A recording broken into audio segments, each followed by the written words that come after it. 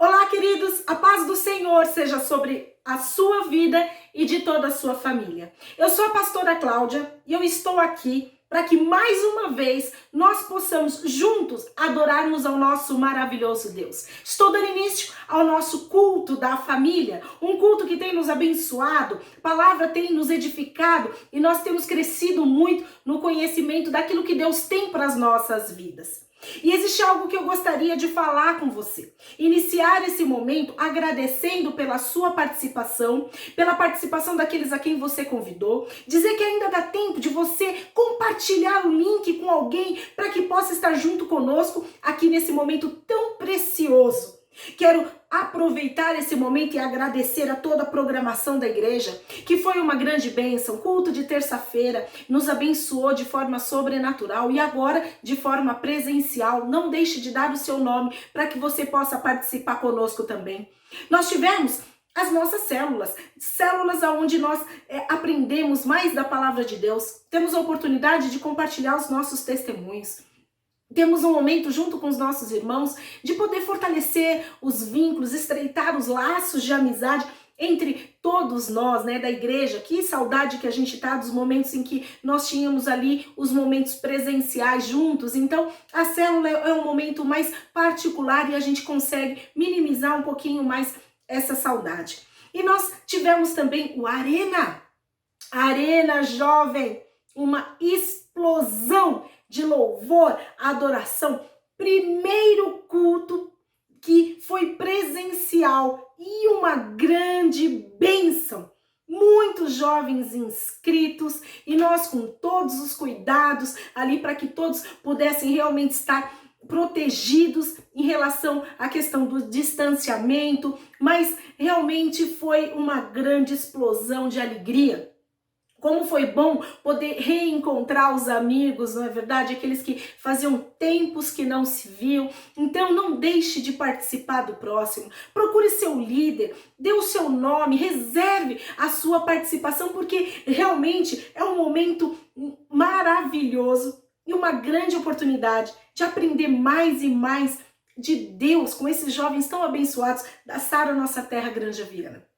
E eu quero dizer que hoje é culto da família, com direito, novamente, à dobradinha. Temos uma palavra poderosa vinda através da vida do nosso querido pastor Wellington e o culto da tarde com o querido pastor Eriveldo e a nossa querida pastora Euraci, no culto presencial também, considerando a lista de presença, com todos os cuidados, para que a gente realmente possa estar seguros no ambiente, adorando ao nosso maravilhoso Deus. E eu quero dizer para você, para que você permaneça conosco do início até o fim do culto. Pastora, mas a qual hora que termina o culto? Termina o culto, esse momento no movimento de oração, na sala de oração, onde nós enviamos para vocês o link desse movimento de altar que nós chamamos, e ali a gente compartilha uma oração, os testemunhos, matamos um pouquinho as saudades, falamos sobre as coisas que têm acontecido nas nossas vidas e têm sido momentos preciosos para cada um de nós. E nesse momento, aproveite o louvor, cante junto conosco, esteja adorando ao Senhor. A palavra de Deus diz que em meio aos louvores o Senhor, Ele habita.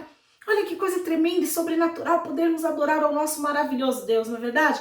Então que você aí na sua casa, do seu jeitinho, possa aproveitar cada um dos momentos, cada uma das orações, porque Deus está falando com você. Desde o momento que nós iniciamos, Deus está falando com você. Aliás, o bom dia do Senhor foi quando você abriu os teus olhos. Por isso, agradeça. Eu quero continuar falando um pouquinho nesse momento de abertura de culto, enquanto todos se organizam, para poder vir aqui, assistir através do celular, da sua televisão, seu notebook, ouvir a palavra de Deus. E tenho falado uma breve reflexão a respeito das qualidades de como Deus se apresenta, para conosco como um Deus generoso, um Deus acessível, disponível, um Deus perdoador, um Deus gracioso, que eu falei a semana passada. E essa semana eu quero dizer para você que o nosso Deus, ele é um Deus de alegria. Ele é um Deus de alegria. Diga assim, amém por isso. Por que eu digo? essas coisas e eu me alegro de verdade na presença do nosso Deus. Porque existe uma maneira como nós vemos a vida. Existe uma maneira como que cada um vê a vida. Mas um dos pontos que eu quero abordar aqui com você é algo que é a nossa atitude que em relação à vida que faz toda a diferença. Eu acho que você já deve ter ouvido, né, aquela clássica frase, como que você vê o copo, né, d'água, meio cheio ou meio vazio?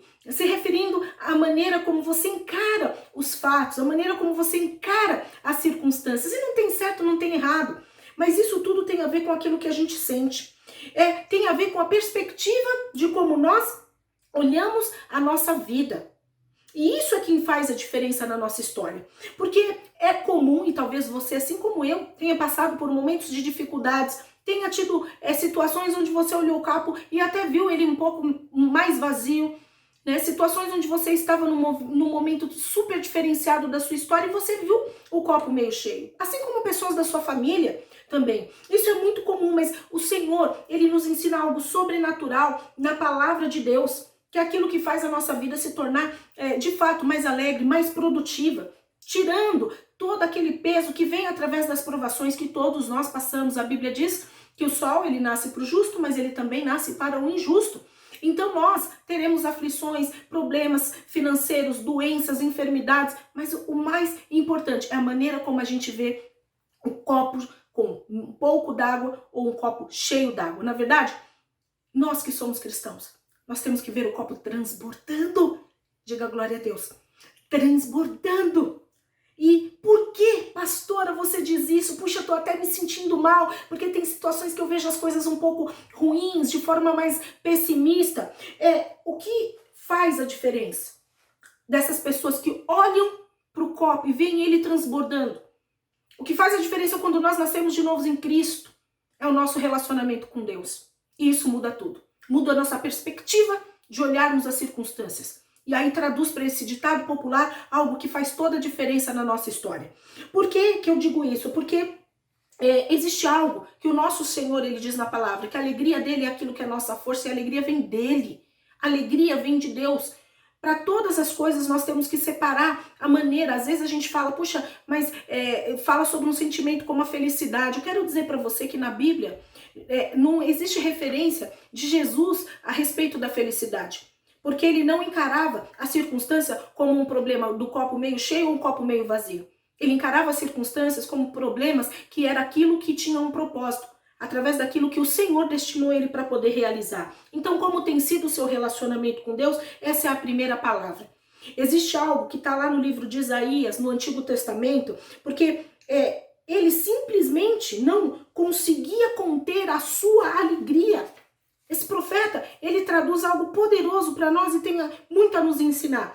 Quando pensava sobre tudo que Deus havia feito para ele, com o coração grato, tem um texto lindo de Isaías, capítulo 61, versículo 10, que diz assim: eu me regozijarei muito no Senhor.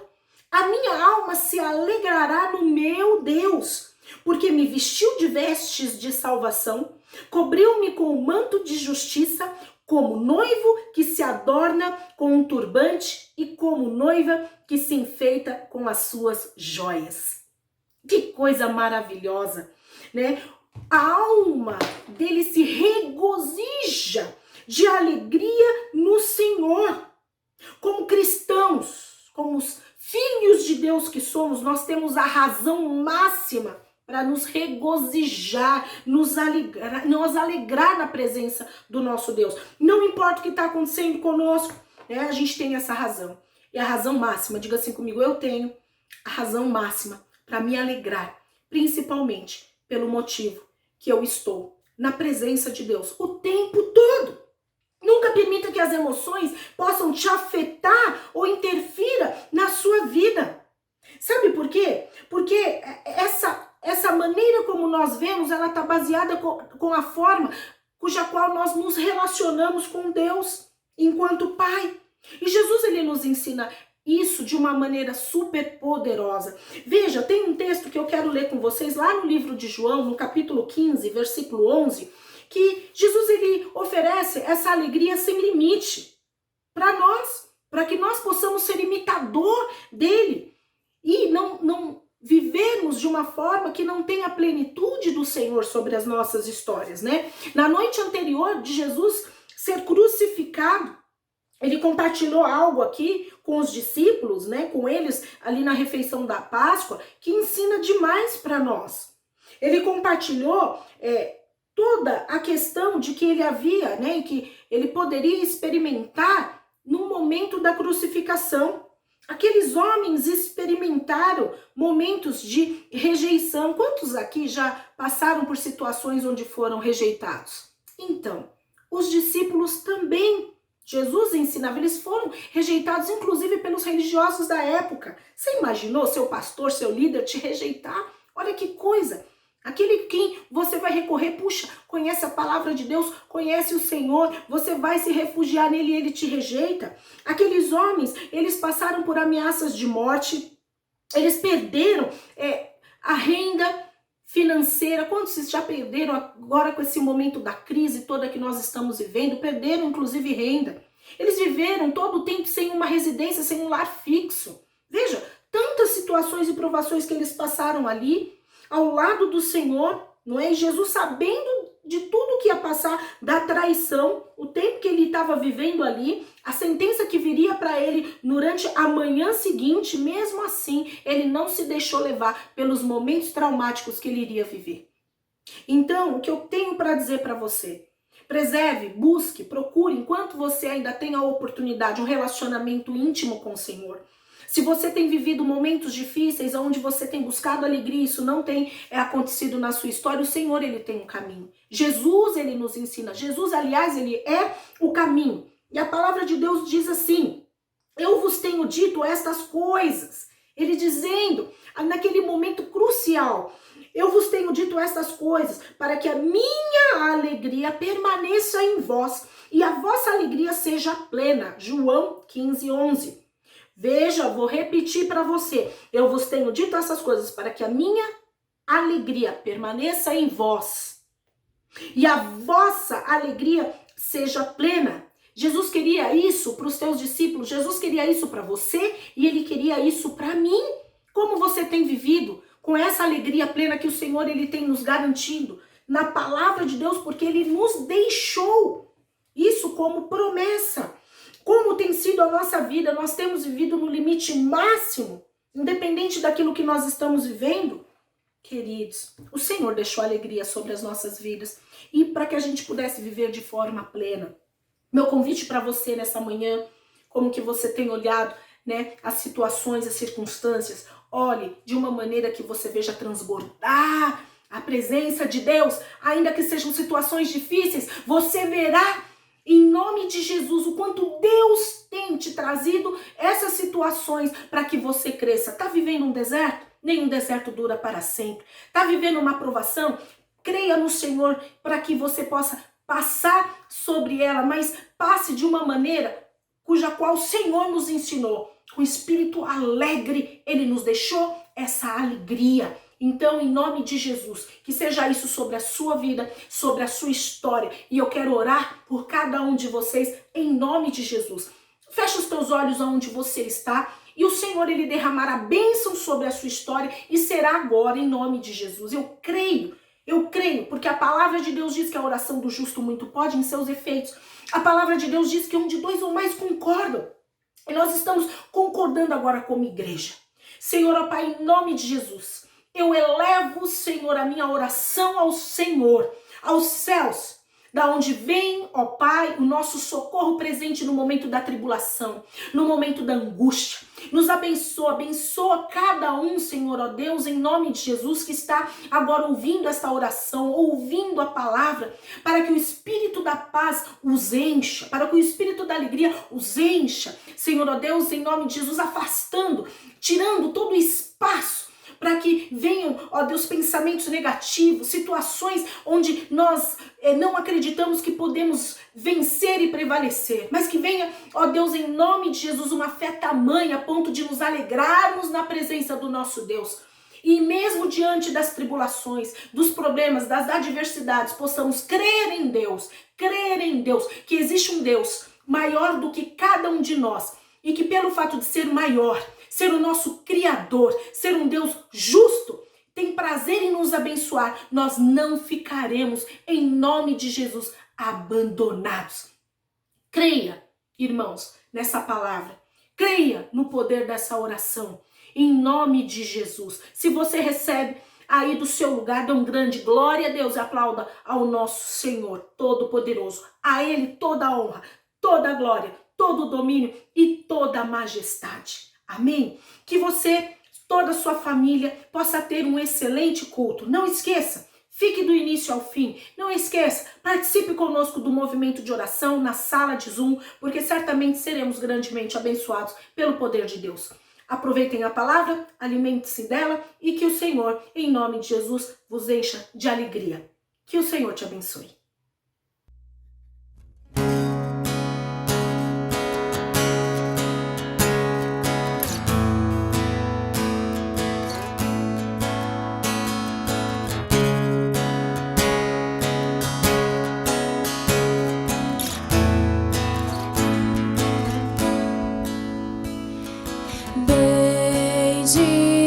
Bendirei ao Senhor pra sempre.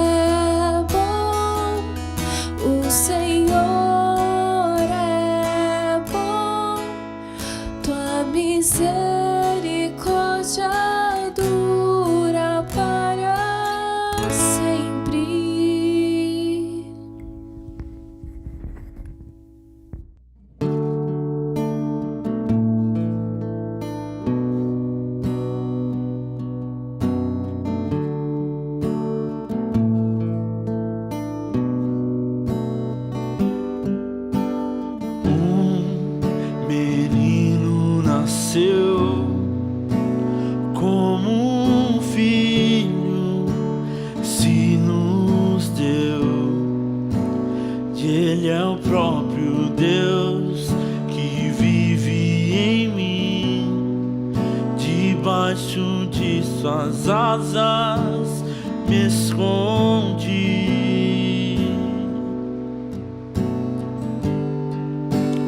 E o seu nome é maravilhoso.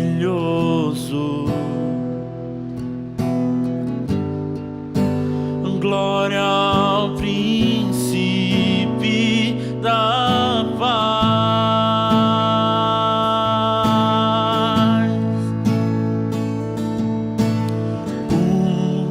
Menino nasceu com filho, se nos deu, e ele é o próprio Deus que vive em mim. Debaixo de suas asas me escondi.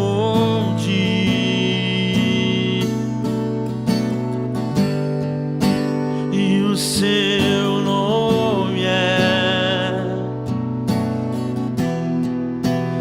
maravilhoso. Glória ao príncipe da paz.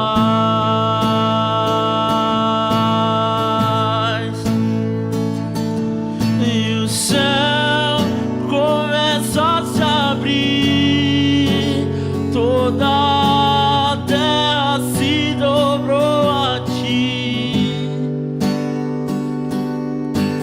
Cristo, Rei dos Reis, veio nos buscar.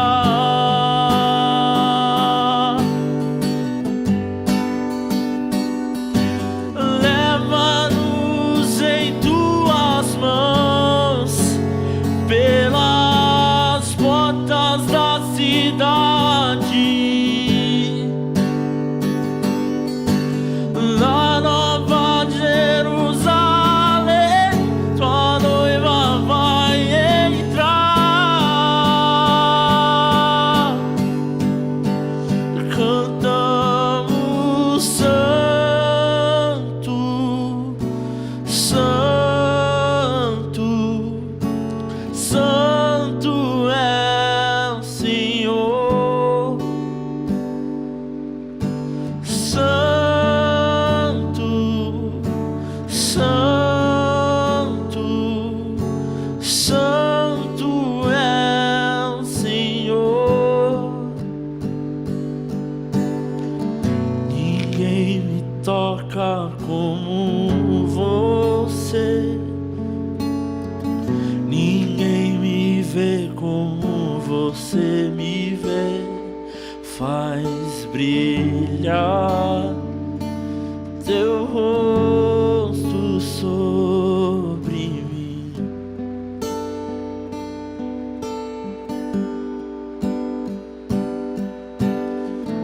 Ninguém me toca como você, ninguém me vê como você me vê. Faz brilhar teu rosto sobre mim.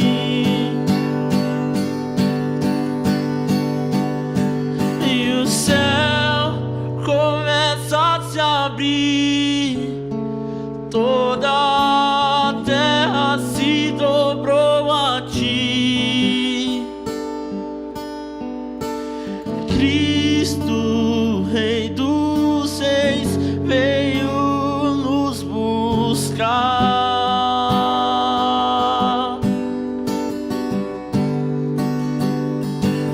Leva-nos em tuas mãos pelas portas da cidade,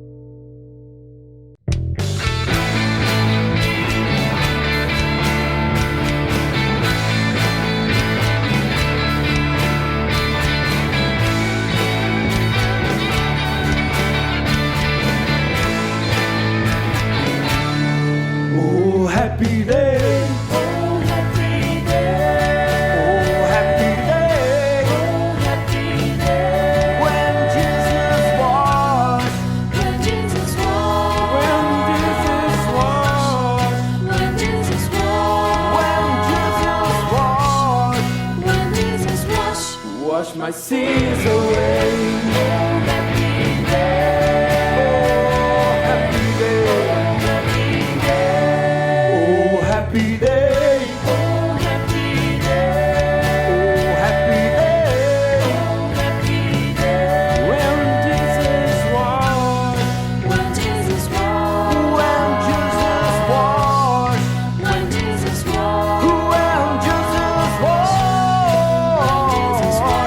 Wash my sins away. Oh, happy day. A Ele todo som de todos nós, a Ele todo tom e toda voz, cantem glória, cantem glória, cantem glória,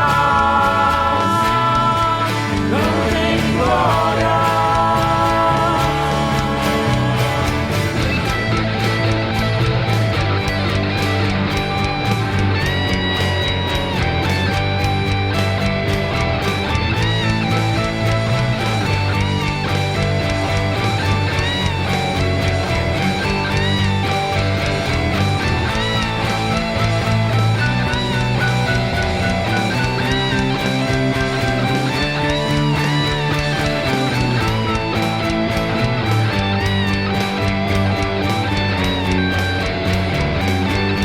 Oh, happy day. Oh, happy day. Oh, happy day.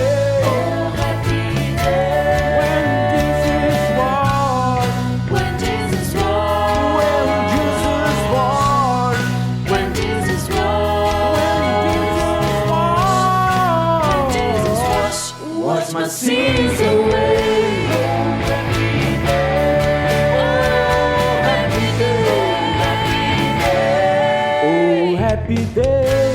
Oh, happy day. Oh, happy day. Oh, happy day. When Jesus washed. When Jesus washed. When Jesus washed. When Jesus washed. Wash my sins away. Oh, happy day. A Ele todo som de todos nós, a Ele todo tom e toda voz, cantem glória, cantem glória, a Ele cantem glória, cantem glória.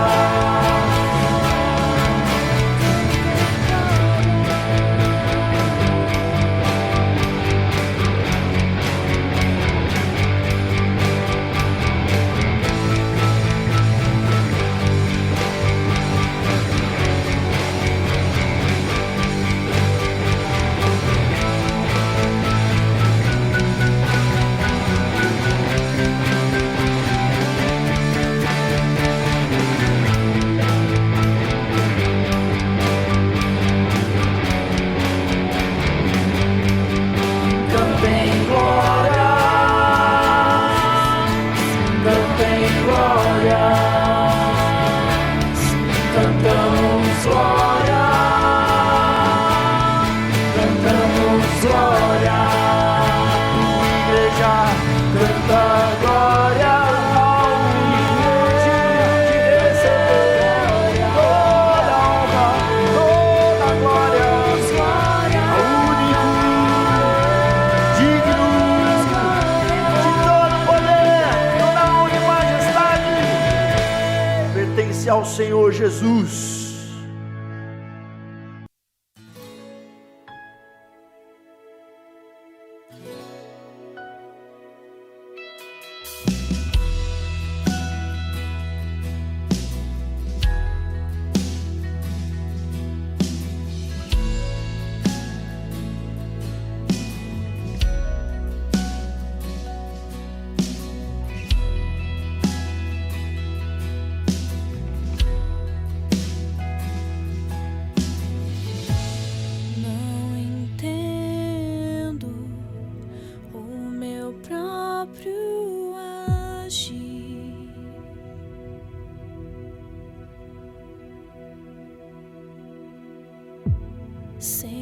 tua graça, o que seria de mim?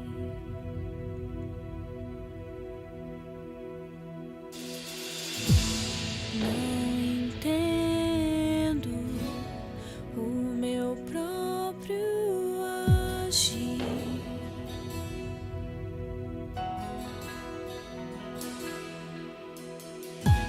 Sem tua graça, o que seria de mim?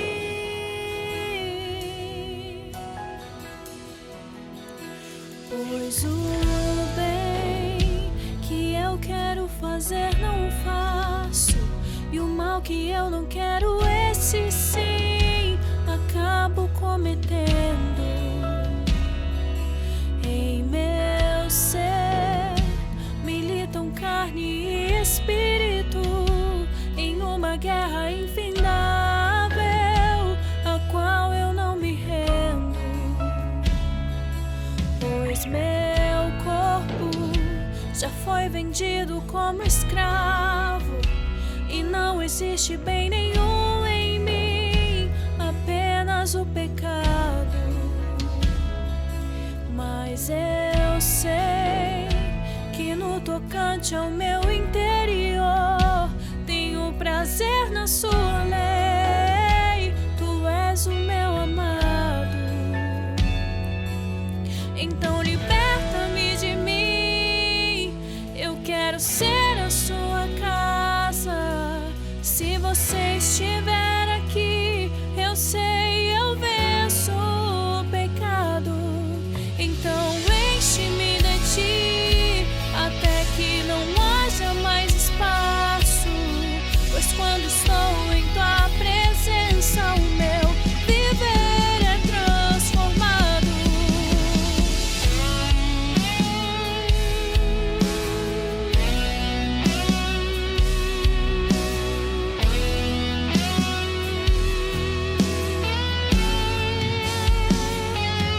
Pois o bem que eu quero fazer não faço, e o mal que eu não quero, esse sim acabo cometendo.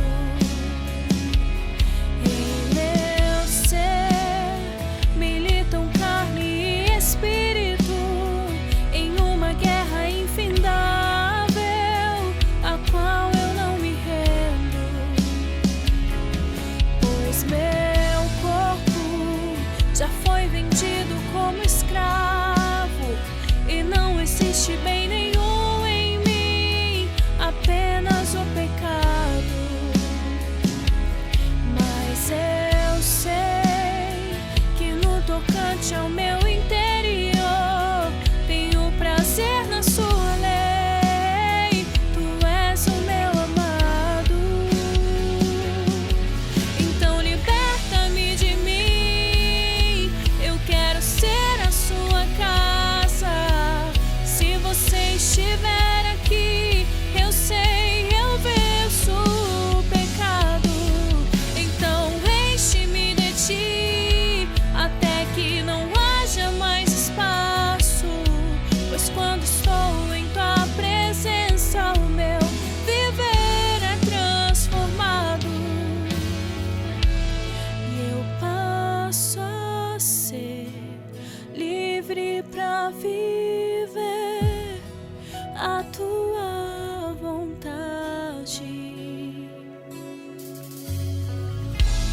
E ao te conhecer, todo o meu ser se enche de bondade e reina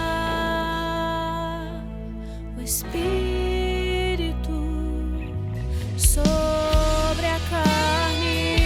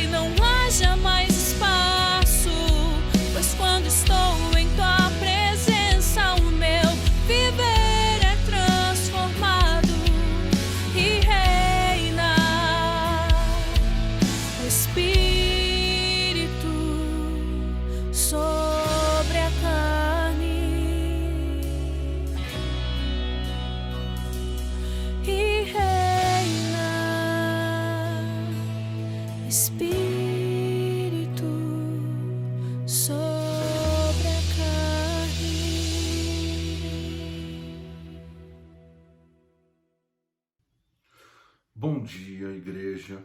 Hoje, domingo, dia 18 de outubro de 2020. Já estamos grandemente abençoados pelos louvores, grandemente abençoado por Deus nesse dia. Nós estamos caminhando mais um pouco para a honra e glória do Senhor, para ouvir o Deus da nossa salvação, o Deus das nossas almas, o Deus que cuida de nós, o Deus que nos coloca nos seus próprios caminhos e guarda a cada um de nós para que nós possamos ter uma eternidade em vida com Ele. E hoje, não diferente de outros domingos, nós vamos continuar na nossa base estrutural para futuramente discutirmos e não só discutirmos, como também colocarmos em prática aquilo que juntos conversarmos, definirmos, claro, mediante a palavra de Deus, mediante a oração, mediante aquilo que o Senhor nos orienta para os próximos 10 anos da igreja, com mais afinco, com mais determinação em tudo aquilo que nós formos fazer. E hoje nós vamos falar sobre um tema que algumas pessoas excluíram da Bíblia, outros às vezes me perguntam, mas a grande maioria não quer pensar sobre isso e nem falar sobre isso. O tema de hoje é, afinal de contas, o inferno é eterno? Poxa, pastor, eu venho aqui no domingo e você vai me falar sobre o inferno? Deixa eu te falar sobre algumas coisas, meu irmão. A primeira delas é que o que eu mais escuto nessa vida são muitos cristãos falando muito sobre demônios, sobre coisas ruins, né? E o segundo ponto é que é importante que você saiba também que na Bíblia ninguém, absolutamente ninguém, falou mais do inferno do que Jesus Cristo. Então, nos 3 primeiros evangelhos, Jesus fala mais sobre o inferno, né? A palavra inferno dizendo sobre esse lugar, dando referências sobre isso, do que qualquer outra pessoa na Bíblia. Já no Evangelho de João, não. No Evangelho de João, ele fala mais de vermos com ele, do que Deus tem reservado para aqueles que o seguem, né? Então, na verdade, esse é um tema. E por que você está trazendo esse tema, pastor? Porque você não fala do amor de Deus, de Jesus Cristo. Tá aí uma outra coisa. O amor de Deus nos últimos tempos tem sido muito deturpado pelos seres humanos, né? Os seres humanos têm chamado de amor aquilo que não é amor, né? E nós sabemos disso. Aquilo que não tem nada a ver com amor. Mas nós não vamos deixar de falar do amor de Deus que está em Jesus Cristo, que é Jesus Cristo, obviamente. Mas a ideia de nós falarmos sobre o inferno hoje é trazer esse tema à tona, a sua consciência, a sua mente. Nós vamos usar textos, né? O texto base é um texto que o próprio Senhor Jesus fala. E a ideia principal, né? Eu estou invertendo a posição, ao invés de falar da ideia principal no final, eu estou colocando no início, para que você esteja confortável com o que nós vamos conversar hoje. A ideia principal é você olhar para si, olhar aí para o seu lado, para a sua família, para os teus amigos, e imaginar que qualquer um de nós pode passar a eternidade nesse lugar que Deus preparou para o diabo e os seus seguidores. Se isso não for um dos grandes motivos para você evangelizar, para você orar, para você derramar o amor de Deus, então eu não sei o que é. Então eu não sei o que é. Porque nós cristãos, nós temos uma característica muito evidente e não boa, né? Várias, né? Mas essa é uma delas. Muitos cristãos adotam um inferno para si, né? Como se fosse uma obra da igreja e que a igreja pudesse endereçar pessoas para o inferno. Não, isso não é uma obra da igreja. E quando você fala do inferno para alguém, o que deveria acontecer é que nós deveríamos falar disso em choro e em prantos. Porque Às vezes eu percebo alguns irmãos dizendo, olha, você vai para o inferno, você vai para o inferno, você vai para o inferno, com uma satisfação, como se fosse algo que fosse uma vingança pessoal do crente o inferno. Coloca uma coisa na sua mente, né? Uma das coisas da sua mente. Né? O primeiro ponto foi, Jesus falou mais do inferno do que qualquer outra pessoa nos 3 primeiros evangelhos. Da Bíblia, eu estou dizendo. O segundo ponto é, o inferno não é a vingança do crente. O inferno é o lugar de anjos e de seres, inclusive de humanos, que se afastaram de Deus e que decidiram não estar junto com o Senhor quando não aceitaram o testemunho, o sacrifício de Jesus Cristo. Amém? Então, vamos ler o texto base e depois vamos orar e vamos conversar um pouco sobre esse tema. Não saia, pense bem, coloque a sua mente, escute bem o que nós vamos conversar hoje. Depois vá, ore, coloque-se diante do altar do Senhor, nós vamos ter a sala de Zoom ali, ore pelas pessoas, mas procure se concentrar naquilo que nós vamos conversar hoje, ok? Então, abra a tua Bíblia, o nosso texto base hoje está em Mateus 25, de 31 a 46. Foi Jesus quem está falando, né, nesse texto. Mateus 25, 31 a 46. Mateus 25, 31 a 46. Diz assim: Quando o Filho do Homem vier em sua glória, com todos os anjos, ele se assentará em seu trono na glória celestial. Todas as nações serão reunidas diante dele, e ele separará umas das outras, como o pastor separa as ovelhas dos bodes, e colocará as ovelhas à sua direita e os bodes à sua esquerda. Então o rei dirá aos que estiverem à sua direita: Venham, benditos de meu Pai, recebam como herança o reino que foi preparado para vocês desde a criação do mundo. Pois eu tive fome e vocês me deram de comer. Tive sede e vocês me deram de beber. Fui estrangeiro e vocês me acolheram. Necessitei de roupas e vocês me vestiram. Estive enfermo e vocês cuidaram de mim. Estive preso e vocês me visitaram. Então os justos lhe responderão: Senhor, quando te vimos com fome e te demos de comer, ou com sede e te demos de beber? Quando te vimos como estrangeiro e te acolhemos, ou necessitado de roupas e te vestimos? Quando te vimos enfermo ou preso e fomos te visitar? O rei responderá: Digo a verdade, o que vocês fizeram a algum dos meus menores irmãos, a mim o fizeram. Então ele dirá aos que estiverem à sua esquerda: Malditos, apartem-se de mim para o fogo eterno, preparado para o diabo e os seus anjos. Pois eu tive fome e vocês não me deram de comer. Tive sede e nada me deram para beber. Fui estrangeiro e vocês não me acolheram. Necessitei de roupas e vocês não me vestiram. Estive enfermo e preso e vocês não me visitaram. Eles também responderão: Senhor, quando te vimos com fome, ou com sede, ou estrangeiro, ou necessitado de roupas, ou enfermo, ou preso, e não te ajudamos?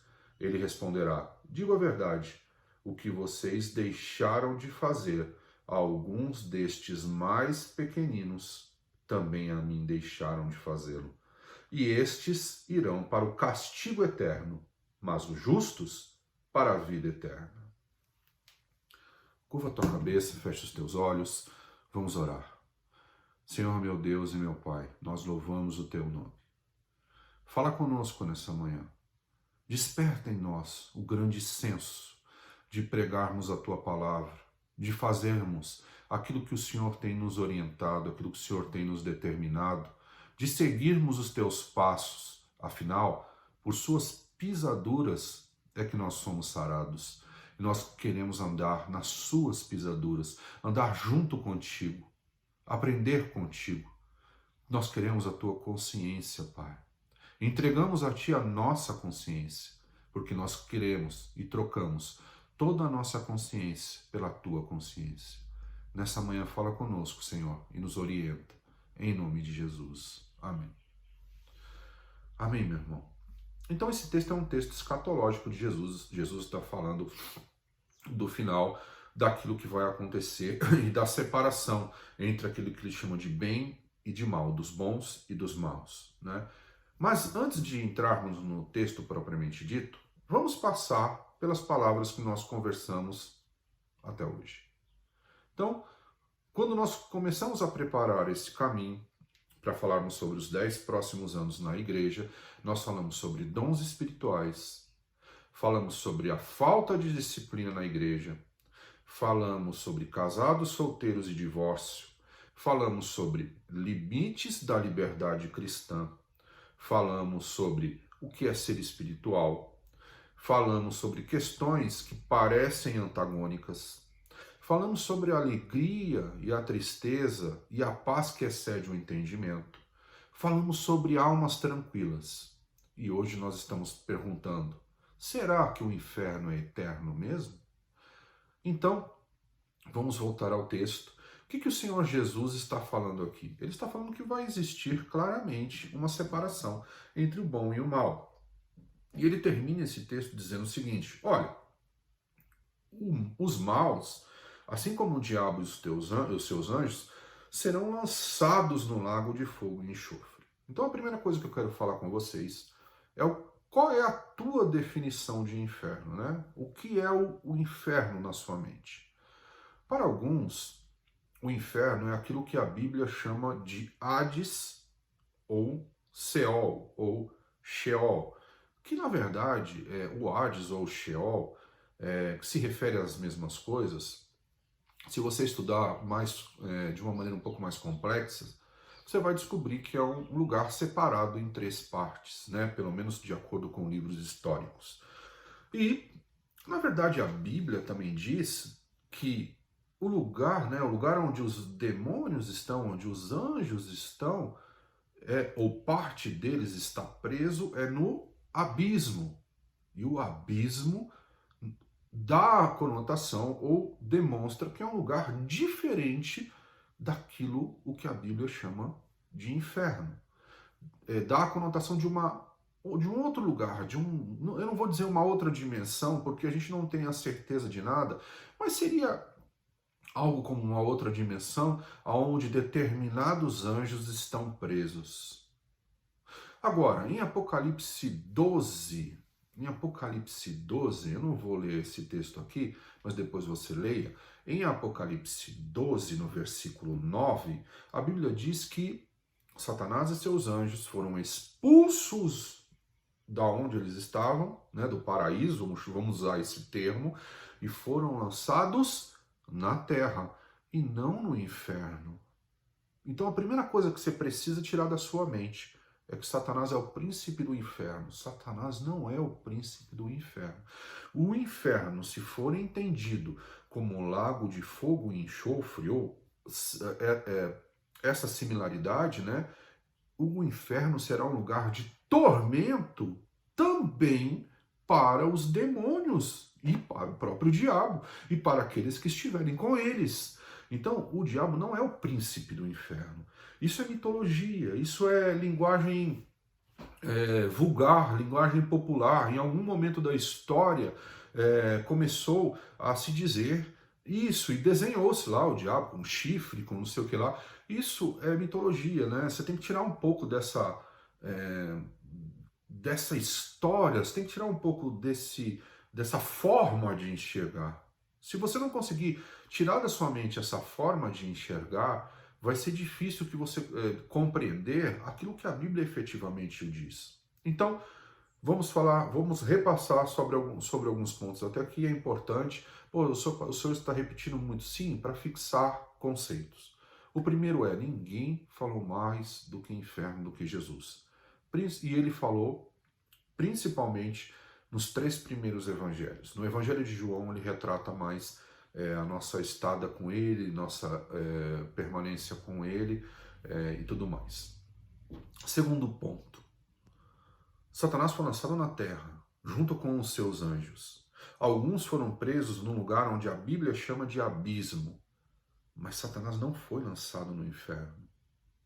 Porque o inferno, na Bíblia, é o lago de fogo e enxofre, que é um lugar onde será de tormento, não só para seres humanos maus, mas para Satanás e os seus anjos também. Então, nós cansamos de dizer que muitas vezes Satanás, é o funcionário de Deus, Ele trabalha para Deus. Então ele trabalha para Deus andando ao nosso derredor, nos tentando, para saber se a gente vence essas provações, E é estranho pensar em Satanás como funcionário de Deus, Muitos pensam em Satanás como arqui-inimigo do Senhor. Deus não tem arqui-inimigos, Deus, ele cria e destrói, ele faz o que ele quiser. Satanás é o arqui-inimigo da humanidade, é isso que a Bíblia diz. A morte e o diabo são arqui-inimigos da humanidade. Aliás, a Bíblia também diz, e eu vou ler isso, que a morte também é lançada no lago de fogo e enxofre. Então, o lugar de tormento, esse lugar de tormento que Deus criou, chamado de inferno, o lago de fogo e enxofre, ele é um tormento também para os anjos caídos, para o diabo e para a própria morte, para os seres humanos que estiverem juntos com ele. A grande questão, aqui eu vejo, pelo menos é assim que eu tenho visto, 3 formas que o ser humano enxerga o inferno. 3 formas. O ser humano enxerga o inferno basicamente de 3 formas.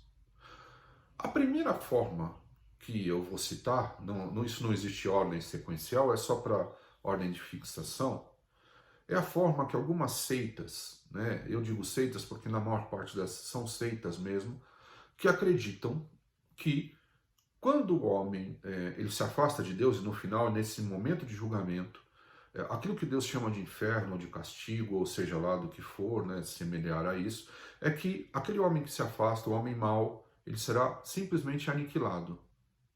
Ele será destruído. Essa é uma primeira visão. Uma visão passada por algumas seitas, eu não chamo nem de igrejas, por algumas seitas, e algumas pessoas acreditam nisso, que ao terminar, se a pessoa for má e não estiver com Deus, ela simplesmente será aniquilada, ela vai desaparecer, desaparecer. O segundo modo é um modo que eu escuto muitas vezes também dentro das igrejas, e é um modo mais confortável para os cristãos, Não quer dizer que ele é verdadeiro, ele é mais confortável. Qual é o modo? É que Deus não vai enviar ninguém para o inferno. Que na verdade Jesus veio, nos salvou, e essa salvação é independente da sua conduta, se você aceitou ou não, porque não é por obras, isso nós sabemos que efetivamente é real, é verdadeiro. Independente disso, todos estão salvos. Todos nós, porque Deus é amor. Então, se Deus é amor, Ele amou o mundo de tal maneira que enviou o seu Filho para sacrificar por nós. Mas existem muitos textos bíblicos, eu não vou ler todos como eu fiz na semana passada com alguns textos, mas eu vou falar para você, e anote, eu vou falar com calma, anote todos esses versículos e depois leia. Você que realmente gosta da palavra, que ama a palavra, que gosta de estudar, leia. Todos esses textos que eu vou citar aqui para você, deixa clara a questão de que existe sim um castigo, um inferno, e ele é eterno. E sim, algumas pessoas serão lançadas nesse lugar. Jesus falou muitas vezes, inclusive nesse texto que nós acabamos de ler. Então, anote aí esses textos.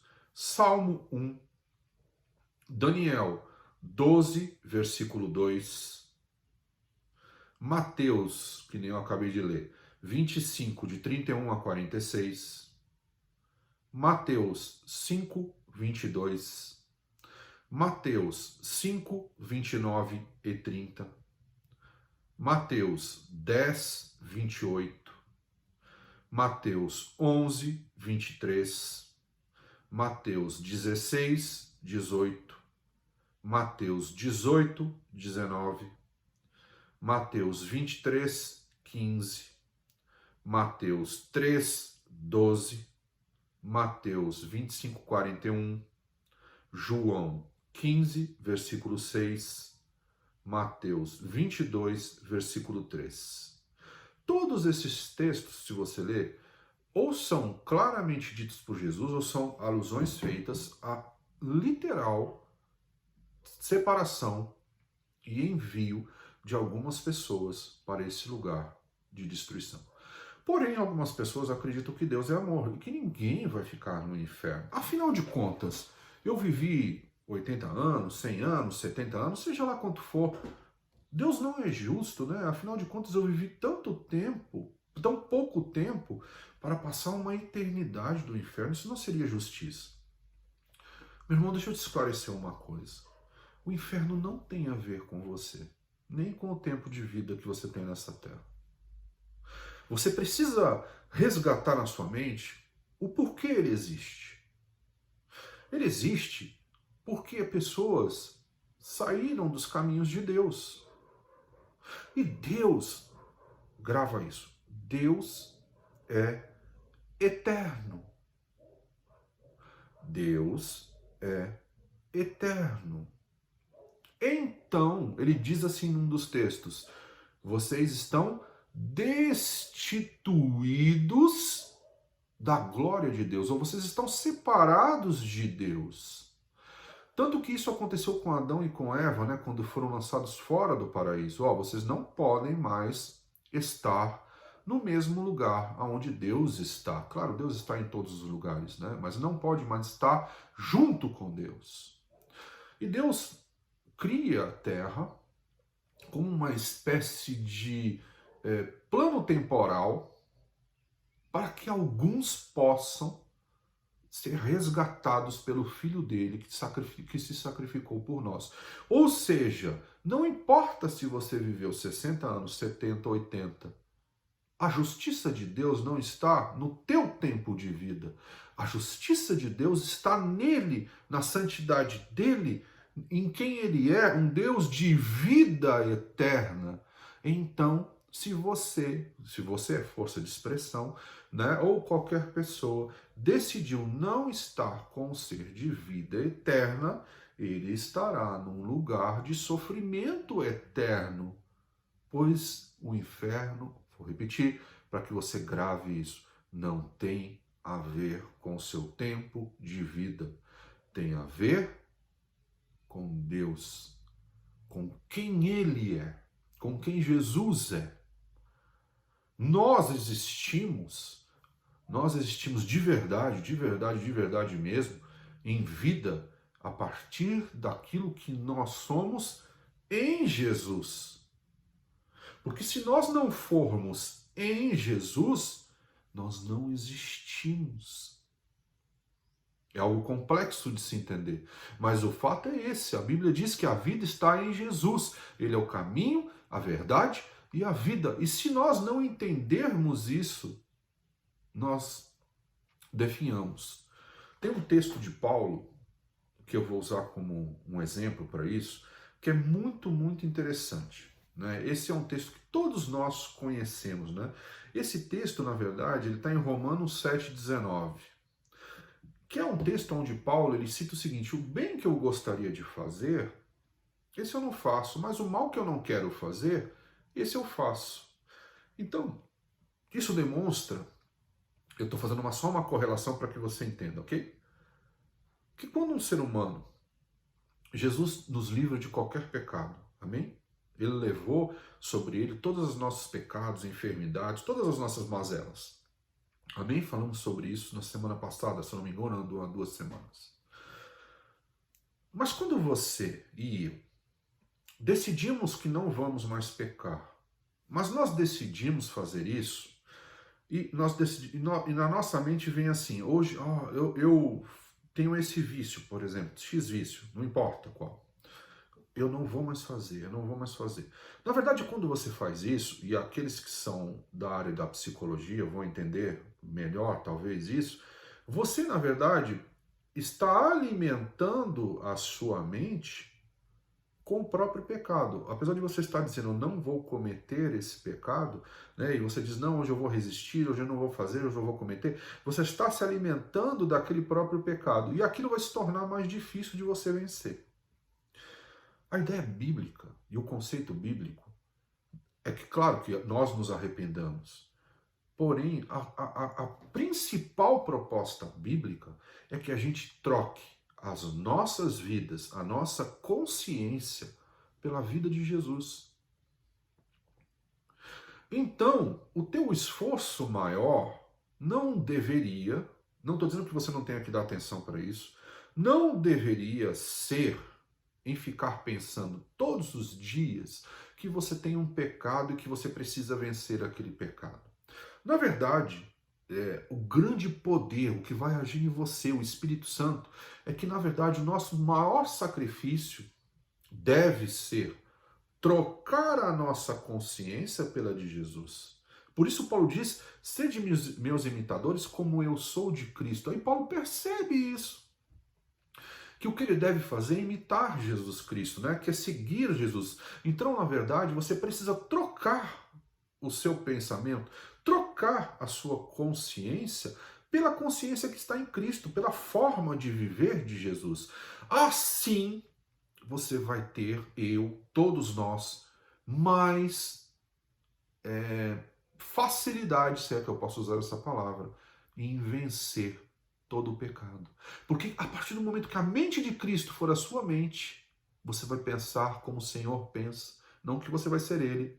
Você só vai estar aceitando a consciência dele em você. Então, como você pensa como o Senhor pensa, você vai vencer os teus vícios, você vai vencer as tuas mazelas. Se o teu vício é uma mentira, você vai vencer. Se o teu vício é uma maldade, você vai vencer. Se o teu vício são vícios de narcóticos ou vícios de substâncias químicas que alteram a sua mente, alteram o seu interior, você vai vencer. Se o teu vício é a promiscuidade, você vai vencer. Se o teu vício é traição, você vai vencer. Se o teu vício é a ganância, você vai vencer, porque você trocou a sua mente e aceitou a mente de Jesus Cristo. Amém? Amém? Então, esse conceito é o conceito que nós vamos estabelecer em relação ao inferno. O inferno, então, não tem a ver com o teu tempo de vida, tem a ver com quem pecou contra um Deus eterno. Então, essas pessoas, né, ou esses seres, né, vamos englobar todos os seres aqui, que pecaram contra esse Deus eterno, não podem mais estar na presença dele e serão afastados diante dele eternamente, ok? Esse conceito está estabelecido para você? Espero que sim. Depois, qualquer coisa, você entra em contato comigo, me pergunte ao teu líder. Eu não tenho tempo de esclarecer tudo hoje, mas a gente vai estabelecendo aos poucos conceitos. Nós temos muito tempo para falar sobre isso, né? Não vamos esgotar tudo isso num único domingo. Então, existe uma segunda linha de pensamento, é que Deus é amor e ninguém vai ficar a vida toda no inferno. A partir desse conceito que vem o conceito de purgatório que a Igreja Católica estabeleceu, que na verdade era um conceito muito mais alinhado a indulgências, a isso aqui, ó, din-din. Assim como nos dias de hoje muitas igrejas evangélicas também fazem, né? Só não tem o conceito do purgatório, né? Tem o conceito do receber, né? Do ganhar o carro, do ganhar a casa, do não sei o quê. Mas para isso você tem que contribuir com X, Y, Z, tem que dar muito dinheiro aqui. A ideia é a mesma, ok? Mas o fato é que esse conceito de que Deus não vai lançar algumas pessoas, né, assim como o diabo e os seus anjos e a morte, num lugar de sofrimento eterno, mas que aquilo, na verdade, não é feito, você pode ir para um outro lugar, né, entre aspas, chamados de purgatório, que ainda assim você tem a chance ali de se redimir, e aí você vai para o céu. Você vai ter uma correção ali, né, nessa sua passagem de morte, né, para o outro local, é um estágio de correção da sua alma, né? Isso é um conceito que não existe, né? Não há um conceito bíblico sobre isso. Não há nada na Bíblia que consiga deixar claro. Então muitos usam a questão do Deus é amor como uma pretensão para dizer que não existe um castigo eterno. Agora a Bíblia diz outras coisas, né? A Bíblia ela remonta e diz que não, é um lugar real, é um lugar de sofrimento eterno. Esse é o fato. É um lugar de sofrimento eterno. Eu acredito que por Jesus, por Deus, não como uma vingança da igreja, mas como a justiça de Deus sendo estabelecida, que o inferno sim é um lugar de sofrimento eterno. E eu vou ler mais 2 textos só, que vão nos ajudar com essa orientação e com essa direção, ok? Então vamos ler mais um texto aqui, para que nós possamos enxergar e que aquilo que Jesus falou estava sendo pregado. Abra a tua Bíblia comigo no livro de 2 Tessalonicenses,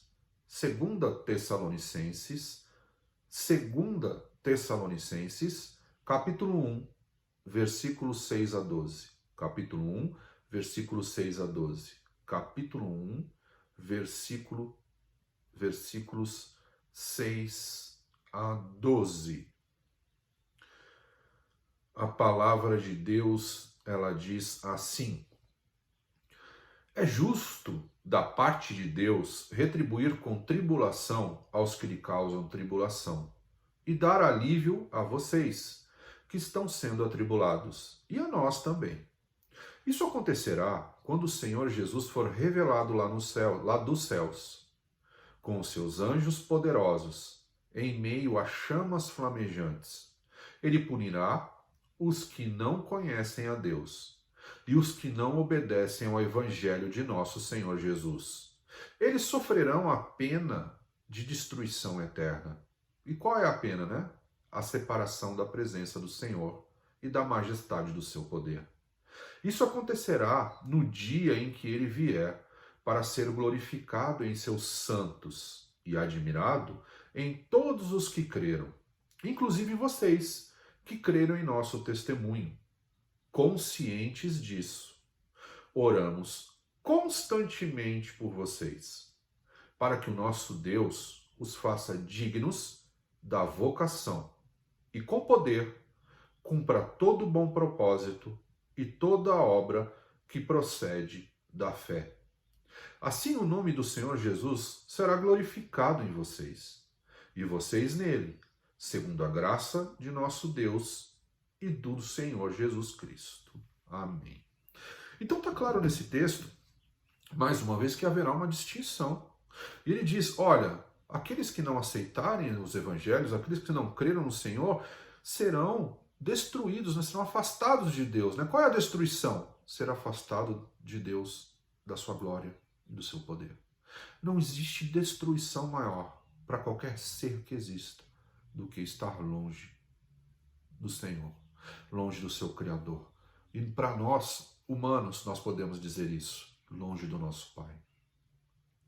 E ele diz aqui, olha, o fato de vocês acreditarem no nosso testemunho, que é o testemunho de Jesus Cristo, que é a obra da cruz, que é o sacrifício da cruz, vai fazer com que todos nós, vocês e nós, estejamos juntos com Cristo. Então, existe sim um lugar de castigo eterno, um lugar de sofrimento eterno. Ah, a pessoa morreu, ela já vai para esse lugar? Eu não sei te dizer. Né? O que a Bíblia diz, o que eu posso te dizer, eu não vou entrar aqui em experiências pessoais. Né? Eu sempre digo isso, eu não digo que experiências pessoais não são importantes. Claro que a experiência pessoal é extremamente importante para aquele que viveu a experiência pessoal. Porém, para os outros que não viveram aquela experiência pessoal, nem sempre ela é importante e, por vezes, ela é motivo de desconfiança. E você não pode condenar alguém por desconfiar das tuas experiências pessoais. Ah, eu vi um anjo, ah, eu vi um demônio, ah, eu fui para o céu, ah, eu fui para o inferno. Eu já ouvi isso tantas vezes. Você não pode julgar e dizer que uma pessoa não é espiritual porque ela desconfia das suas experiências pessoais. Elas são suas. Se elas são suas, ok, elas fazem sentido para você, mas nem sempre elas farão sentido para outras pessoas. Por isso o alicerce da nossa fé não está na experiência pessoal de cada um. O teu testemunho de cura, de libertação com Jesus Serve, claro, é importantíssimo, mas o alicerce da nossa fé está na palavra de Deus, está em Jesus Cristo, está naquilo que Jesus escreveu e contou. Nas experiências, então assim, se eu tenho uma experiência aqui de libertação demoníaca, é mais um tema, só falei isso porque vai ser mais um tema que nós vamos falar algumas semanas. Nós vamos falar sobre as guerras espirituais, vamos chamar dessa maneira, ou sobre esse conflito entre o homem e os demônios, mas mais para frente. Hoje não é esse assunto. Mas vamos dizer que eu tenho que ter como experiência alguma coisa. Aonde você vai se lastrear? Na palavra. Ah, eu tenho uma experiência de ressurreição. Alguém foi ressuscitado. Aonde você vai se lastrear? Na palavra. Mas, pastor, eu vivi isso, eu vi isso, ok, é sua experiência pessoal. Você concorda que eu não estava com você naquele lugar, eu não vi? Mas isso é falta de fé. Não, não é falta de fé. Eu tenho fé na palavra. Em quem eu tenho que ter fé? Eu tenho fé, que é em Jesus Cristo. Eu até acredito em você, mas eu posso desconfiar. Então, para de pautar sua fé em experiências pessoais, a não ser que sejam tuas, mas na experiência pessoal dos outros. A pessoa vem e diz, eu vi isso, eu vi aquilo, eu vi isso, eu vi aquilo. Você nem questiona, você simplesmente aceita aquilo como uma verdade absoluta. A verdade absoluta é a palavra de Deus. As tuas experiências, né, se você quer lastrear a sua fé baseada em algumas experiências, que elas sejam baseadas na palavra de Deus, lastreadas principalmente nos evangelhos de Cristo. Eu não estou de modo algum aqui me desfazendo das suas experiências pessoais. Eu só estou dizendo que a fé de uma pessoa, seja ela de quem quer que seja, tem que ser lastreada na palavra e não na experiência pessoal dos outros. A gente pode escutar as experiências dos outros, pessoais dos outros, até de certa forma ter aquilo como algo bom, né, positivo. A Bíblia diz, de tudo retém o que é bom, mas não fazer disso o nosso motivo de fé, o nosso propósito de fé. Ok? Eu espero que isso tenha ficado claro na sua mente.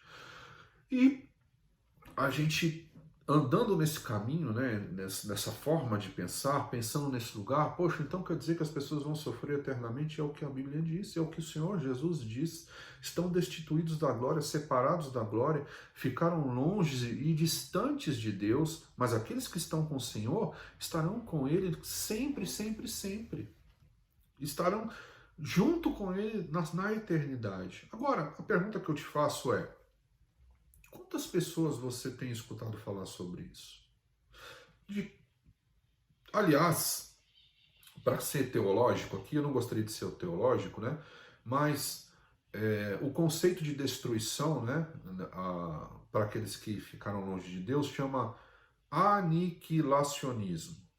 E o conceito de que Jesus vai salvar todos e que ninguém efetivamente vai para o inferno chama-se universalismo, ok? Então, esses são os conceitos teológicos dessas duas formas de visão. Então, nós precisamos compreender que essas duas formas de visão, elas têm um grande risco. Qual é o grande risco de eu acreditar que, já que eu sou mau, não vou ser salvo mesmo, vou ser destruído? E o grande risco de eu acreditar, não importa o que eu faça, eu vou estar junto com o Senhor Jesus porque Ele já me deu isso. Isso é um passaporte para você fazer o que você quiser nesse mundo, para você pecar o quanto você quiser, para você cometer os maiores absurdos o quanto você quiser, já que um vai ser destruído, segundo uma visão, um vai ser destruído, já que eu vou ser destruído mesmo, então eu vou ser destruído, então eu vou viver a vida inteira aqui fazendo o que eu quero, e depois num abrir e fechar de olhos eu sou destruído. Então, o castigo vale, né? O segundo eu vou fazer o que eu quiser, de qualquer forma eu vou estar com Deus mesmo, então eu posso fazer o que eu quiser aqui. A Bíblia não diz isso. A Bíblia não fala disso. A Bíblia fala que aqueles que tomarem essas decisões irão para um lugar de castigo eterno. E eu creio nisso. Não porque eu quero que pessoas sejam castigadas, mas é porque não faria nenhum sentido absolutamente nenhum sentido que a pessoa tivesse uma vida de esbórnia aqui. Agora, isso não muda o fato de você ter que ter a consciência de Cristo. Porque aqueles que têm a consciência de Cristo não têm mais acusação, você entende? Mas, pastor, e aqueles que nunca viram Cristo? E aqueles que nunca ouviram falar sobre Cristo? Que viveram em épocas passadas e que não conheciam Jesus? Para onde esses vão? Tem inferno para eles? A Bíblia diz que as pessoas que não conheceram Jesus, o próprio Deus, através da natureza de todas as coisas, traria a consciência dele. Ou seja, não é porque você não conhece Jesus que você não tenha consciência de que mentir não é bom, de que você não tenha consciência de que matar não é bom, de que você não tenha consciência de que enganar não é bom, que destruir não é bom, que tirar as coisas dos outros não é bom. Então essa consciência já é implantada no ser humano, já é intrínseca ao ser humano. Deus não é injusto. Deus é justo. Agora, para nós que conhecemos ao Senhor, isso já não é mais possível ser dito. Isso já não é mais possível ser falado. Então, sim, o inferno é um lugar de sofrimento eterno. E é um lugar onde eu não gostaria nem de passar a eternidade nele, nem que os meus, nem que qualquer pessoa estivesse nesse lugar. Eu já ouvi muitas coisas, porque a pessoa foi... E os demônios torturaram essa pessoa no inferno. Não, os demônios, a pessoa até pode ter tido essa experiência, e pode ter tido essa experiência que o demônio torturou. Mas o inferno será um lugar de tortura para os próprios demônios. Se o conceito de inferno que está na sua mente for o lago de fogo e enxofre. Ok? E não uma dimensão qualquer onde os demônios possam viver. A pergunta que eu faço é: você ama mesmo pessoas? Porque todo esse meu sermão de hoje não é só para trazer uma certa claridade, porque talvez para alguns eu tenha trazido claridade, para outros eu tenha trazido mais dúvidas, o que também não é ruim. Se você tem dúvidas, sinal que você vai buscar esclarecê-las, eu penso. Mas o fato é que a grande questão aqui é: será que eu amo realmente pessoas? Porque se eu não falo de Jesus, e se eu vejo pessoas que parecem, apesar de eu não sou alguém que tenha que julgar, mas essas pessoas têm tomado uma direção muito perigosa e que pode levá-las para esse lugar de castigo eterno, assim como eu posso estar tomando decisões que me levem a esse lugar de castigo eterno, e eu não falo sobre Jesus, e eu não prego o evangelho, e eu não amo pessoas, aquilo que Jesus diz aqui no texto, eu não dou de beber, eu não dou de comer, eu não visito, eu não curo, E quando eu falo de curar, não estou falando aqui de poder, de levantar as mãos e de cura, não estou dizendo que esse poder não existe, ele existe, ok? Deixa eu deixar isso claro, antes que as pessoas comecem a me condenar por isso, mas não estou falando disso, eu estou falando daquilo que Jesus disse: olha, se vocês não amarem a Deus e a mim sobre todas as coisas, e ao próximo como a vocês mesmos, se vocês não colocarem, se vocês não tiverem a minha consciência e não se sacrificarem por essas pessoas, lembra que nós conversamos sobre isso? Que para o cristão, o sacrifício não é uma questão de existir ou não existir, é que não tem como não existir na vida de um cristão. Ele vai muitas vezes ter que se sacrificar por outros que ainda não compreenderam aquilo que ele já compreendeu. Talvez a consciência de Cristo em você ainda não seja a consciência de Cristo naquele ali que está ali fora roubando, que está ali fora pecando, que está ali fora podendo fazer o bem, mas não fazendo o bem. Porque a Bíblia diz que pecado não é só aquelas transgressões que nós conhecemos, que é dita nas leis ou que nós conhecemos, mas pecado também é poder fazer o bem e não fazê-lo. Porque quem pode fazer o bem e não faz, não tem a consciência de Cristo. Porque Cristo fazia o bem em todas as situações. E o último texto que eu quero ler com vocês, que na verdade não é um texto grande, é um versículo só, está em Apocalipse 20, versículo 14. Apocalipse 20, versículo 14. Mais uma vez, Apocalipse 20, versículo 14. Em Apocalipse 20, versículo 14, eu vou ler 14 e 15, ok? Apocalipse 20, versículos 14 e 15, vou repetir de novo. Apocalipse 20, versículos 14 e 15. Apocalipse 20, versículos 14 e 15. Diz assim: Então a morte e o Hades foram lançados no lago de fogo. O lago de fogo é a segunda morte. Aqueles cujos nomes não foram encontrados no livro da vida foram lançados no lago de fogo. Então, esse lago de fogo, onde as pessoas são lançadas, onde o Hades, né? O Hades é aquilo que eu falei, né? O Hades, o Sheol, é um lugar dividido em 3 partes, né? Esse é o estudo, ok? Não estou dizendo que é uma verdade absoluta, tá? É só o conceito mais aceitável, ok? Sobre Hades e sobre Sheol. Eu estou só te passando o conceito mais aceitável pelos estudiosos. Não estou dizendo que isto é uma verdade absoluta. Tá claro isso para você? Então, o Hades é um lugar dividido em 3 partes, né? O lugar da dimensão da moradia dos demônios, né? Da moradia dos mortos que não estão em Deus, e da moradia daqueles filhos de Deus. Supostamente, esses filhos de Deus hoje estão debaixo do trono de Deus, segundo a alusão feita pelo Apocalipse bíblico. E já estão lá há muito tempo. Então, esse lugar, né, que é tanto daqueles que decidiram, né, em vida não aceitar Jesus, né, e também daqueles que tiveram um caminho, né, adotaram um caminho tortuoso, vamos chamar assim, e também do diabo e os teus anjos. Então, a Bíblia está dizendo que este lugar inteiro, com todos esses, mais a morte, mas tudo que é de ruim será lançado nesse lago de fogo e enxofre, que é uma alusão também.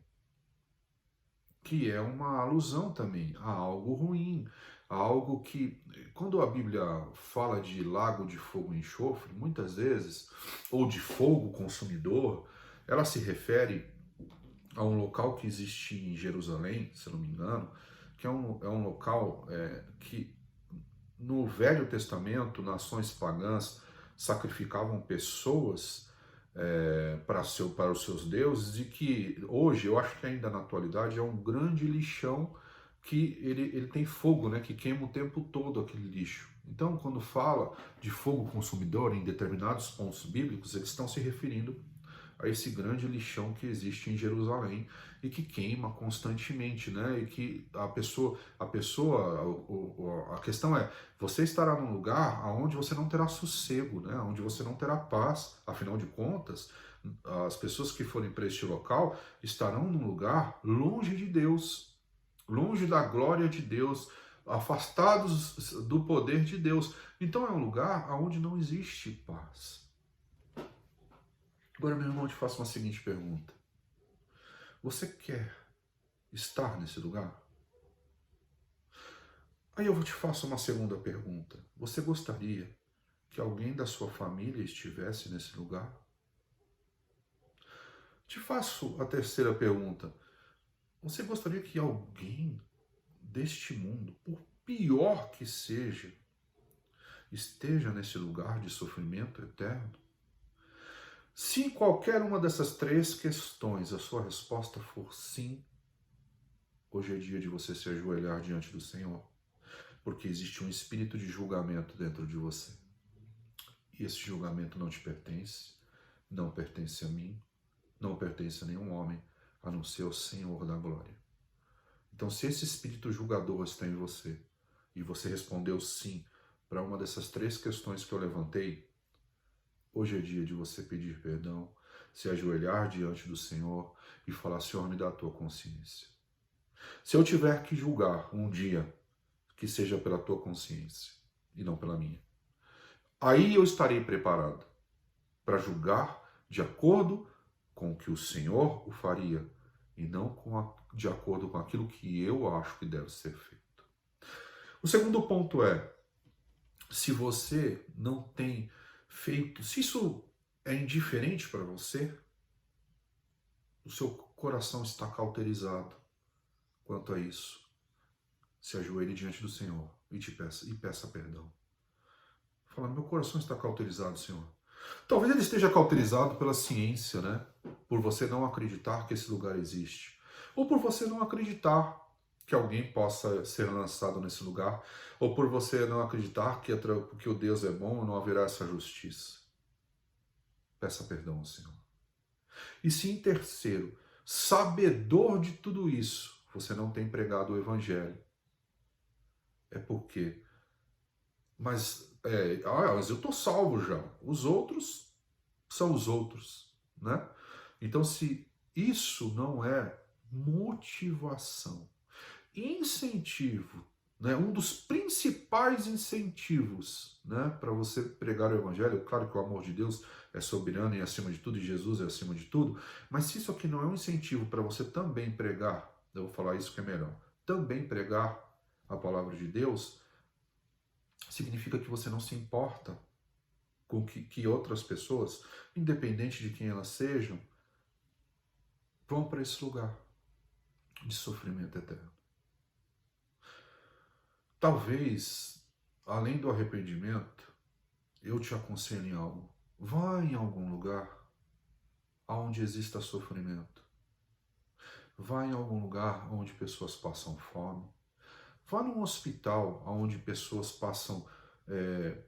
estão passando por problemas, seja inerentes a acidentes, seja inerentes a doenças, e que elas estão sofrendo. Vá a algum lugar onde pais estão sofrendo por filhos que estão perdidos nas drogas. Vá a algum lugar onde filhos estão sofrendo por pais que estão perdidos na bebida. Vá em algum lugar de sofrimento. Por isso a Bíblia diz que o teu coração esteja na casa do luto. Porque se você não compreender que o sofrimento, este tipo de sofrimento, não o sofrimento por Jesus, que é um sofrimento passageiro, e que depois terá a coroa de glória eterna sobre aqueles que fizerem cumprirem os caminhos do Senhor. Eu não estou falando desse sofrimento, estou falando desse sofrimento aqui, o sofrimento eterno. Um sofrimento que não cessa, que não tem solução, que as pessoas que forem para esse lugar não terão como sair desse lugar. Se isso não tocar no teu coração, então vai e se ajoelhe diante do Senhor. Porque o que eu tenho percebido é que nos últimos tempos as pessoas têm vindo à igreja e a única coisa que toca o coração delas é quando os desejos delas próprias são atendidos. Aí elas falam, oh, o Senhor é bom, o Senhor é poderoso, o Senhor é maravilhoso, mas o coração de muitos não tem sido tocado pelo sofrimento de outros, pela tristeza de outros e principalmente pela possibilidade de alguns irem para esse lugar de sofrimento eterno. E cuide para que você e eu não caiamos. E cuide para que, se nós cairmos, tenha alguém para estender a mão, se preocupando conosco e dizer, não, você não vai para esse lugar de sofrimento eterno. Vem aqui. Jesus é contigo.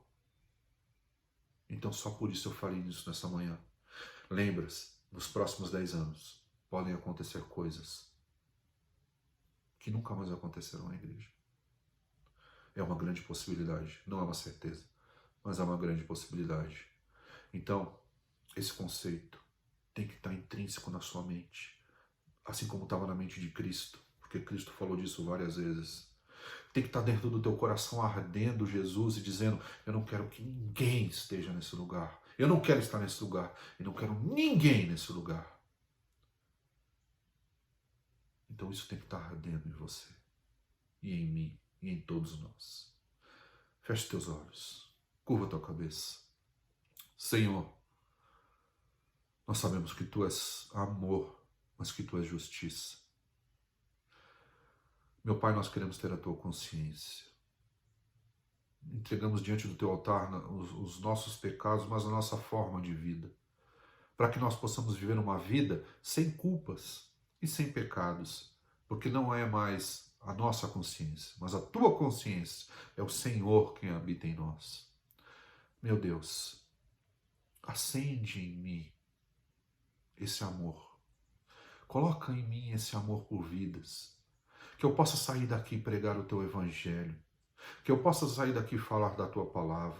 Que eu possa sair daqui e derramar amor sobre essas vidas e sofrer por um pouco de tempo para que possamos pregar a tua palavra, fazer a tua obra e seguir os teus passos, para que no futuro todos nós, não só eu, mas todos nós, possamos estar coroados de glória junto contigo, estarmos aonde o Senhor estiver, porque se existe um inferno, esse inferno é estar distante de ti, longe do teu amor, longe da tua glória, longe do teu poder. Por isso, Senhor, transforma-me a mim e permita que esse amor que tanto esteve em ti, esteja em mim para pregar a palavra e derramar do Senhor na vida de tantos outros. É o que eu te peço nessa manhã, em nome de Jesus. Amém. Amém, meu irmão. Lembre-se da tua fidelidade em dízimos e ofertas. Nós temos um lugar. Já temos cultos às terças presenciais, cultos domingo à tarde às 6h30 presenciais. Ontem, culto do Arena presencial fantástico, maravilhoso. Então, nós estamos voltando para esse lugar. Então, seja fiel nos teus dízimos e ofertas. Se você não sabe como fazê-lo, procure a mim, procure o teu líder. As contas ficam sempre lá no mural da igreja, você tem aberto isso, você sabe aonde está indo os recursos, isso é muito importante, a transparência. E que você agora também ouça esse último louvor, vá lá para a sala de Zoom, se você, peça para alguém orar por você, se você não, no seu coração já não tem mais nada, né? Já está duro, já está empedrado, calcificado. E também ore por pessoas. Obrigado pelo teu tempo, obrigado por estar conosco nesta manhã. Você é precioso, Jesus te ama. Recebe a consciência dele. Eu quero, junto com todos aqui, que nós possamos festejar quando ele voltar, junto com ele e eternamente em vida. Deixa só o inferno para o diabo e os seus anjos e para a morte, já que para eles já não existe mais solução. Mas para nós existe Jesus Cristo, Todo-Poderoso, Senhor e Salvador das nossas almas. Amém? Deus te prospere, Deus te guarde, Deus te abençoe por uma vida em Cristo. Amém? Deus te abençoe.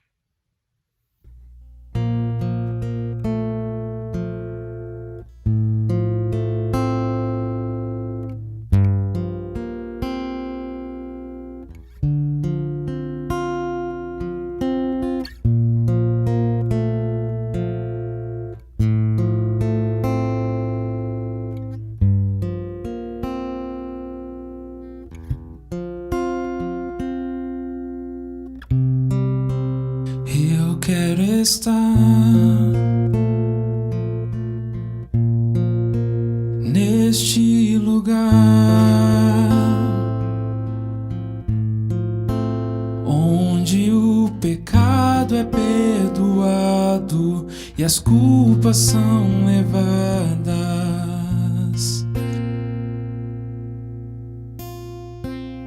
Eu quero estar neste lugar onde o amor não se esfrie e o fogo não se apague.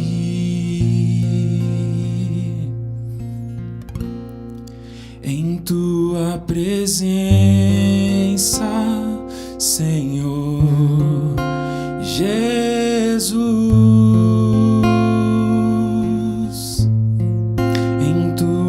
Presença, Senhor Jesus, Santo Espírito, eu me rendo ao teu agir, meu anseio é permanecer em teu amor, em tua presença, Senhor, em tua presença, em tua presença, Senhor, em tua presença.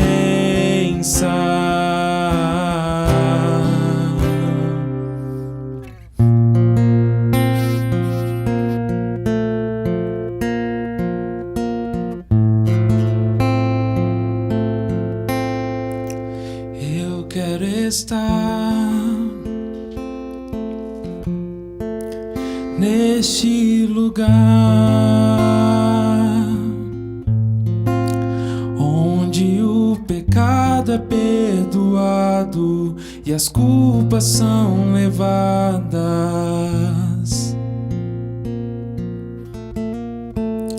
Eu quero estar neste lugar onde o amor não se esfrie e o fogo não se apague. Em tua presença, Senhor Jesus, em tua presença, Senhor Jesus.